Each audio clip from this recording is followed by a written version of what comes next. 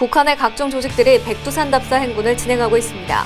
답사 행군 이유를 알아봅니다. 북한 유엔 대표부 차석 대사가 북한 핵 개발의 정당성을 피력했습니다. 북한에 억류된 미국인 케네스 베의 인터뷰가 공개됐습니다. 자세한 내용을 살펴보겠습니다. 안녕하십니까. 유니TV 한반도는 지금의 김하늘입니다. 오늘은 통일부 정세분석국 정치군사분석과 유기봉 사무관을 모시고 한 주간 한반도 동향을 알아보겠습니다. 사무관님 안녕하세요. 예, 안녕하세요.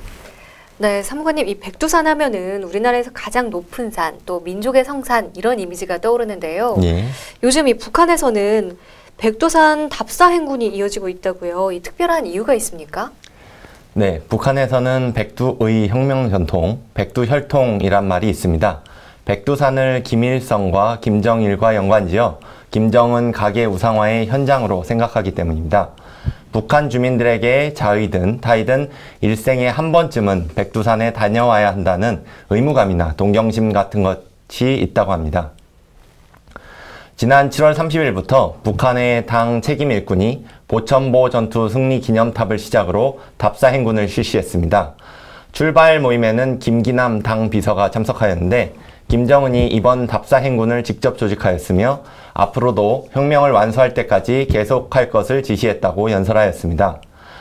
이번 백두산 답사 행군은 해산에서 출발해서 백두산과 김정은 가계 우상화 관련 소위 혁명 유적지들을 들러보는 방식으로 진행됩니다. 백두산 답사 행군이 이번이 처음은 아닌데요. 북한은 올해에만 청소년, 병사 및 군 지휘관, 직업동맹원 및 여성동맹원 등 총 9번의 백두산 답사 행군을 보도하였습니다. 북한은 이러한 답사 행군을 통해서 김정은 유일 영도 체계를 지속적으로 강화하고자 노력하고 있는 것으로 보입니다. 이 남북한의 좀 백두산에 대한 인식의 차이가 좀 커지는 것 같아서 안타까운 생각이 듭니다. 이번에는요, 북한의 대외 소식을 알아볼게요. 북한 유엔 대표부 차석 대사가 긴급 기자회견을 열지 않았습니까? 북한의 핵무기 개발 필요성에 대해서 언급을 했다고 하던데요. 이게 어떤 내용입니까? 네, 리동일 북한 유엔 대표부 차석 대사는 현지 시간으로 8월 1일 뉴욕에 있는 유엔 본부에서 긴급 기자회견을 실시했습니다. 차석 대사는 한반도 평화와 안보의 최대 위협이 바로 미국이며 2002년 미국이 북한을 악의 축으로 규정하지 않았다면 북한이 아마도 핵무기를 개발하지 않았을 것이라고 주장했습니다. 북한이 미국 등으로부터 끊임없이 위협을 받고 있으며 위협이 계속된 한 이를 억제하기 위해 핵무기를 개발하는 방법 이외에는 대안이 없다고 언급했습니다. 또한 유엔 안전보장이사회는 8월에 있을 한미 합동 군사훈련 문제를 긴급 현안으로 다뤄야 하며 이를 거절할 경우 유엔이 세계 평화와 안보를 위해 노력해야 하는 유엔의 존재 목적을 저버리는 것이라고 주장했습니다. 그 밖에도 북한은 상황을 지켜보자고 언급하면서도 한반도의 긴장을 완화한다는 차원에서 인천 아시안게임에 참석하는 것이라고 언급하였습니다.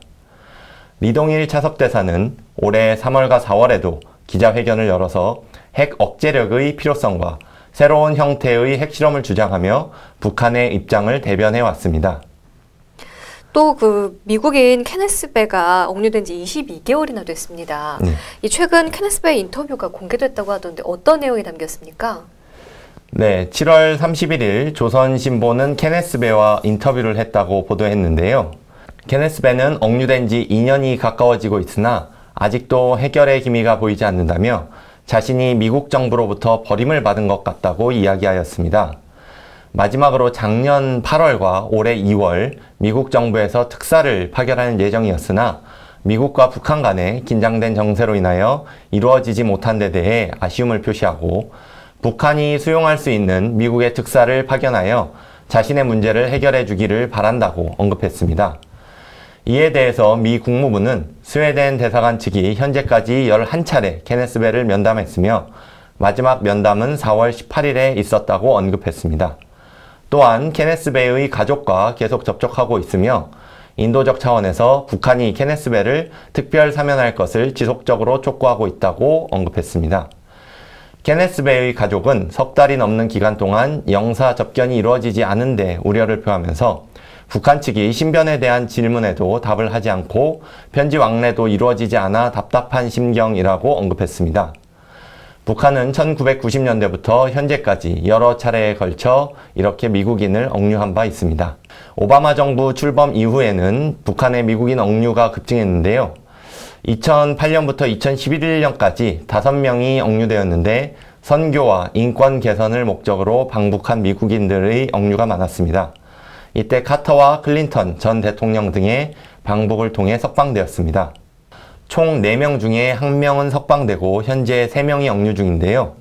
석방된 1명은 한국전쟁 참전 용사였던 메릴 유먼으로 2013년 약 42일간 억류된 뒤 사죄문을 작성한 뒤 죄를 뉘우쳤다는 명목하에 석방되었습니다.